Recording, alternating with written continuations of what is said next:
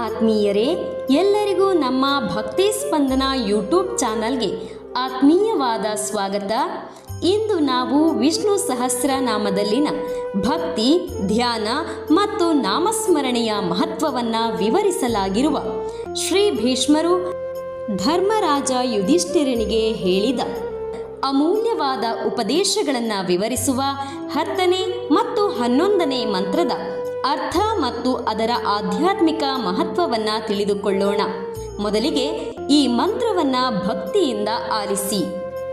ಜಗತ್ಪ್ರಭುಂ ದೇವದೇವಮನಂತಂ ಪುರುಷೋತ್ತಮಂ ಸ್ತುವನ್ನಾಮ ಸಹಸ್ರೇಣ ಪುರುಷಃ ಸತತೋತ್ಥಿತಃ ತಮೇವ ಚಾರ್ಚಯನ್ ನಿತ್ಯಂ ಭಕ್ತ್ಯಾ ಪುರುಷಮವ್ಯಯಂ ಧ್ಯಾಯನ್ ಸ್ತುವನ್ ನಮಸ್ಯಂಶ್ಚ ಯಜಮಾನಸ್ತಮೇವ ಚ. ಈ ಮಂತ್ರದ ಪದಗಳ ಅರ್ಥ ಹೀಗಿದೆ.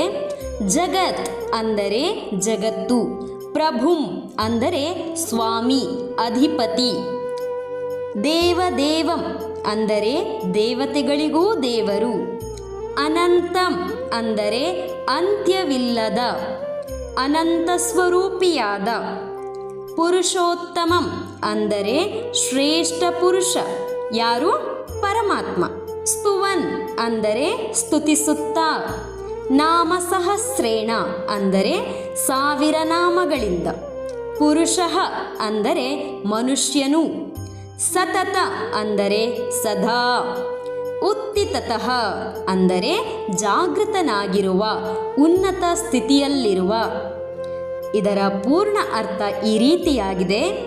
ಯಾರು ಶ್ರೀಹರಿಯ 1000 ನಾಮಗಳನ್ನು ಭಕ್ತಿಯಿಂದ ಸ್ತುತಿಸುತ್ತಾರೋ ಅವರು ಆತ್ಮಶಕ್ತಿಯಲ್ಲಿ ಸ್ಥಿರರಾಗುತ್ತಾರೆ ಮತ್ತು ಜೀವನದಲ್ಲಿ ದೈವಿಕ ಶಾಂತಿಯನ್ನು ಪಡೆಯುತ್ತಾರೆ. ಇದರ ಆಧ್ಯಾತ್ಮಿಕ ಮಹತ್ವ ಹೀಗಿದೆ. ಮೊದಲನೆಯದಾಗಿ, ದೇವರ ನಾಮಸ್ಮರಣೆ ಮನಸ್ಸಿನ ಅಶಾಂತಿಯನ್ನು ಕಡಿಮೆ ಮಾಡುತ್ತದೆ. ಎರಡನೆಯದಾಗಿ, ವಿಷ್ಣು ಸಹಸ್ರನಾಮ ಕೇವಲ ಪಠಣವಲ್ಲ, ಅದು ಮನಸ್ಸನ್ನು ದೇವರತ್ತ ಕೊಂಡೊಯ್ಯುವ ಸಾಧನ. ಮೂರನೆಯದಾಗಿ, ಈ ಮಂತ್ರವು ನಮಗೆ ಭಕ್ತಿ ಮತ್ತು ನಾಮಜಪದ ಶಕ್ತಿಯನ್ನು ತಿಳಿಸುತ್ತದೆ. ನಾಲ್ಕನೆಯದಾಗಿ, ಮನಸ್ಸು ದೇವರಲ್ಲಿ ನೆಲೆಗೊಂಡಾಗ ಭಯ, ಕೋಪ ಮತ್ತು ಆತಂಕ ನಿಧಾನವಾಗಿ ಕಡಿಮೆಯಾಗುತ್ತವೆ. ಇದು 10ನೇ ಮಂತ್ರದ ಸಾರಾಂಶವಾದರೆ 11ನೇ ಮಂತ್ರದ ಪದಗಳ ಅರ್ಥ ಈ ರೀತಿಯಾಗಿದೆ. ತಮ್ ಏವ ಅಂತ ಹೇಳಿದರೆ ಅವನನ್ನೇ ಅಂದರೆ ಭಗವಂತನನ್ನೇ, ಆರ್ಚಯನ್ ಅಂದರೆ ಪೂಜಿಸುತ್ತ, ಆರಾಧಿಸುತ್ತ, ನಿತ್ಯಂ ಅಂತ ಹೇಳಿದರೆ ನಿತ್ಯ ಅಂದರೆ ಸದಾ, ಭಕ್ತ್ಯ ಅಂದರೆ ಭಕ್ತಿಯಿಂದ, ಪುರುಷಂ ಅಂದರೆ ಪರಮಾತ್ಮನನ್ನು, ಅವ್ಯಯಂ ಅಂದರೆ ನಾಶವಾಗದ ಅಂದರೆ ಶಾಶ್ವತವಾಗಿರುವಂತಹ, ಧ್ಯಾಯಾನ್ ಧ್ಯಾನಿಸುತ್ತ, ಸ್ತುವನ್ ಸ್ತುತಿಸುತ್ತ, ನಮಸ್ಯನ್ ಅಂದರೆ ನಮಸ್ಕರಿಸುತ್ತ, ಯಜಮಾನಃ ಭಕ್ತನು, ಆರಾಧಕನು ಅಂದರೆ ಯಾರು ಸದಾ ಭಕ್ತಿಯಿಂದ ಭಗವಂತನ ಆರಾಧನೆ, ಧ್ಯಾನ, ಸ್ತುತಿ ಮತ್ತು ನಮಸ್ಕಾರ ಮಾಡುತ್ತಾರೋ ಅವರು ದೈವಿಕ ಕೃಪೆ ಮತ್ತು ಆತ್ಮಶಾಂತಿಯನ್ನು ಪಡೆಯುತ್ತಾರೆ. ಈ ಮಂತ್ರವು ಭಕ್ತಿಯ 4 ಮುಖ್ಯ ಮಾರ್ಗಗಳನ್ನು ಕಲಿಸುತ್ತದೆ. ಮೊದಲನೆಯದಾಗಿ ಆರಾಧನೆ ಅಂತ ಹೇಳಿದರೆ ದೇವರ ಆರಾಧನೆಯನ್ನು ಯಾವ ರೀತಿ ಮಾಡಬೇಕು ಅನ್ನುವಂಥದ್ದು. ಧ್ಯಾನ, ಮನಸ್ಸನ್ನು ದೇವರಲ್ಲಿ ಯಾವ ರೀತಿ ಸ್ಥಿರಗೊಳಿಸುವಂಥದ್ದು ಅನ್ನುವಂಥದ್ದು. ಮೂರನೆಯದಾಗಿ ಸ್ತುತಿ, ದೇವರ ಮಹಿಮೆಯನ್ನು ಯಾವ ರೀತಿ ಹಾಡುವಂಥದ್ದು. ನಾಲ್ಕನೆಯದಾಗಿ ನಮಸ್ಕಾರ ಅಂದರೆ ಅಹಂಕಾರವನ್ನು ಬಿಟ್ಟು ಯಾವ ರೀತಿ ಭಗವಂತನಲ್ಲಿ ಶರಣಾಗುವಂಥದ್ದು ಅಂತ ಹೇಳಿ.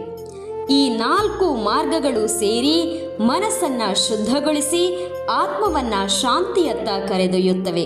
ಇದುವೇ ಈ ಮಂತ್ರದ ಆಧ್ಯಾತ್ಮಿಕ ಮಹತ್ವ. ಈ 2 ಮಂತ್ರಗಳ ಒಟ್ಟು ಸಂದೇಶ, ದೇವರ ನಾಮವನ್ನು ನೆನೆಯುವ ಮನಸ್ಸು ನಿಧಾನವಾಗಿ ಪವಿತ್ರವಾಗುತ್ತದೆ.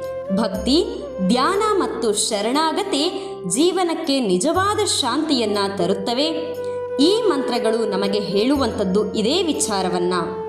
ಭಗವಂತನನ್ನ ಹೊರಗೆ ಹುಡುಕುವುದಕ್ಕಿಂತ ಭಕ್ತಿಯಿಂದ ಹೃದಯದಲ್ಲಿ ಅನುಭವಿಸುವುದೇ ನಿಜವಾದಂತಹ ಆಧ್ಯಾತ್ಮಿಕ ಮಾರ್ಗ ಎಂದು.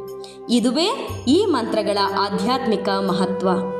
ಇದೇ ರೀತಿ ಮುಂದಿನ ಮಂತ್ರಗಳ ಅರ್ಥ ಮತ್ತು ಮಹತ್ವವನ್ನು ತಿಳಿಯಲು ನಮ್ಮ ಚಾನಲನ್ನು ಸಬ್ಸ್ಕ್ರೈಬ್ ಮಾಡಿ.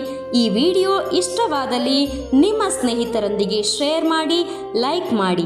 ಹರೇ ಕೃಷ್ಣ. ಧನ್ಯವಾದಗಳು.